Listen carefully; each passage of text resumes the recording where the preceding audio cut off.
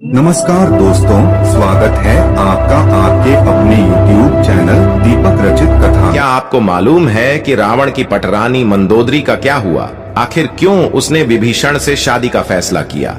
हिंदू पुराणों में उल्लेखित एक कथा के अनुसार मधुरा नाम की एक अप्सरा हुआ करती थी जो भगवान शिव से काफी ज्यादा प्रभावित थी। उस वक्त कैलाश पर्वत पर भगवान शिव अकेले थे। माता पार्वती कहीं गई हुई थी। कथा के अनुसार भगवान शिव को कैलाश पर्वत पर अकेला पाकर अप्सरा मधुरा उन्हें लुभाने की कोशिश करने लगी। माता पार्वती जिसे देखकर क्रोधित हो गए और क्रोध में आकर उन्होंने मधुरा को श्राप दे दिया कि तुम अगले 12 वर्ष तक मेंढकी के रूप में जीवन व्यतीत करोगी। जिसके बाद माता पार्वती ने उसे कहा कि सही समय आने पर तुम श्राप मुक्त हो जाओगी।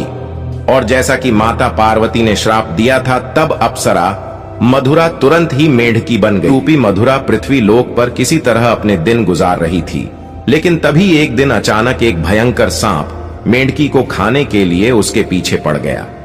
मेंढकी मधुरा अपनी जान बचने के लिए भागने लगी और भागते भागते वह सप्त अर्षियों के आश्रम में पहुंच गई। जब सांप ने मेंढकी मधुरा को दौड़ ढाया, तब वह उछलकर उसी खीर के बर्तन पर बैठ गई। जब सांप उसके पीछे आया, वह उससे बचने के लिए बर्तन के एक छोर से दूसरे छोर पर उछल गई।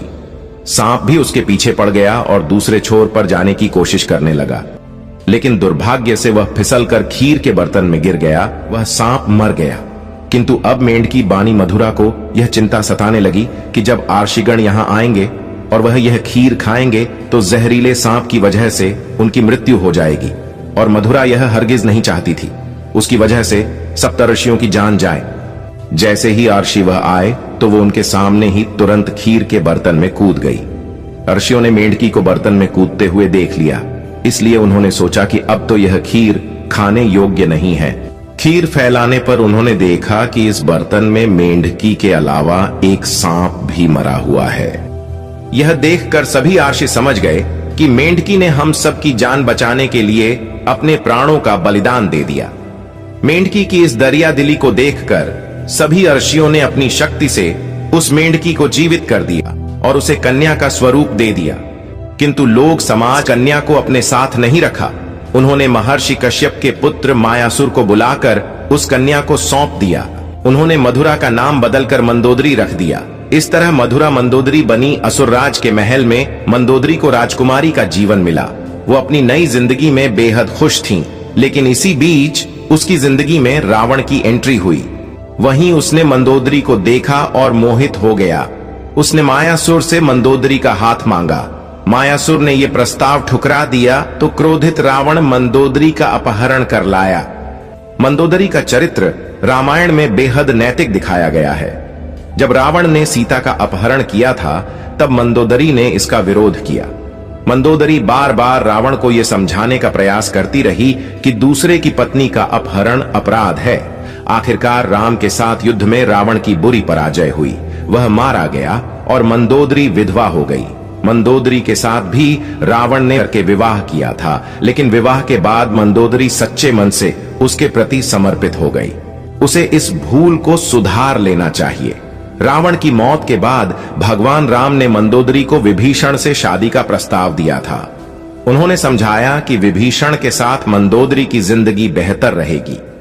कहा जाता है कि इसके बाद एक बार भगवान राम सीता और हनुमान के साथ मंदोदरी को समझाने गए। तब ज्योतिष की प्रकांड विद्वान मंदोदरी को महसूस हुआ कि धार्मिक और तार्किक तौर पर, नैतिक तौर पर सही देवर विभीषण से विवाह करना गलत नहीं होगा। विभीषण से उसकी शादी हुई।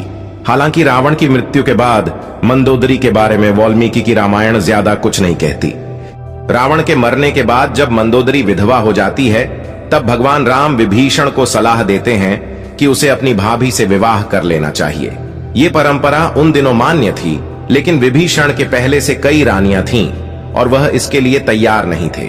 यह भी कहा जाता है कि अगर विभीषण ये शादी कर लेते तो उन्हें भाई की जगह लंका पर शासन का नैतिक अधिकार भी हासिल हो जाता, क्योंकि मंदोदरी भी चाहती थी कि उसके पति के निधन के बाद लंका में स्थायित्व और समृद्धि रहे। रावण की मृत्यु के लिए उसने राम को कभी जिम्मेदार भी नहीं ठहराया। एक वजह यह भी बताई जाती है कि रावण के निधन के बाद मंदोदरी भी उसकी चिता के साथ सती होने जा रही थी, लेकिन कुछ विद्वान इस बात को सीधे तौर पर नकारते हैं। उनका मानना है कि इसका सच्चाई से कोई लेना देना नहीं है। दरअसल इन विद्वानों के मुताबिक मंदोदरी पतिव्रता नारी थी। इतनी महान ज्ञानी पतिव्रता नारी ऐसा निर्णय नहीं ले सकती। अगर हम मंदोदरी के पिता मयासुर की बात करें तो उसे राक्षसों का विश्वकर्मा कहा जाता था।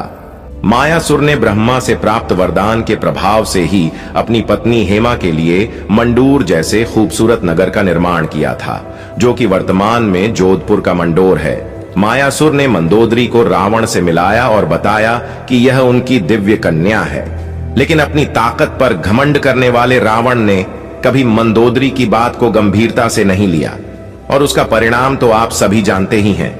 ऐसे में हमें उम्मीद है आपको वीडियो पसंद आई होगी।